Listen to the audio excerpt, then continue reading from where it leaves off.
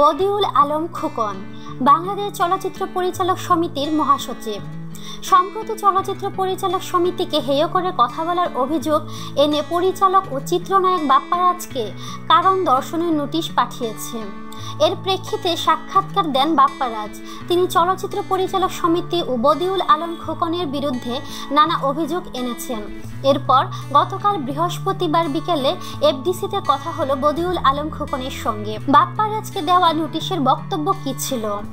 চলচ্চিত্র পরিচালক সমিতির নির্বাহী কমিটির সভায় সিদ্ধান্ত অনুযায়ী গত 14 মে বাপ্পারাজকে 7 দিনের মধ্যে কারণ দর্শনের নোটিশ দেওয়া হয়েছে।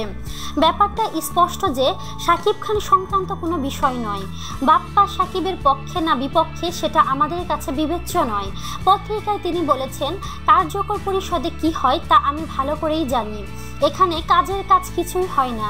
তার এই মন্তব্যের ব্যাখ্যা চাওয়া হয়েছে, নয়তো সাধারণ সদস্যরা ভাববে নির্বাচন করে যাদের তারা সমিতির চেয়ারে বসিয়েছেন তারা কিছুই করছে না, ব্যক্তিগত বিষয় নিয়েই ব্যস্ত। এখানে শাকিব খানের প্রসঙ্গ আসছে কেন? চলচ্চিত্র পরিচালক সমিতি শাকিব খানকে বয়কট করার পর বাপ্পারাজ এই বক্তব্য দিয়েছেন। শাকিবকে নিয়ে আমাদের তো কোনো বক্তব্য নেই।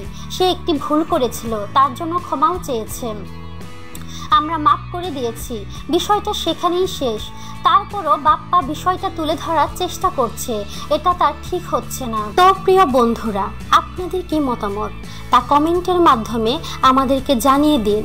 আর অবশ্যই আমাদেরকে লাইক, কমেন্ট, শেয়ার এবং সাবস্ক্রাইব করতে ভুলবেন না।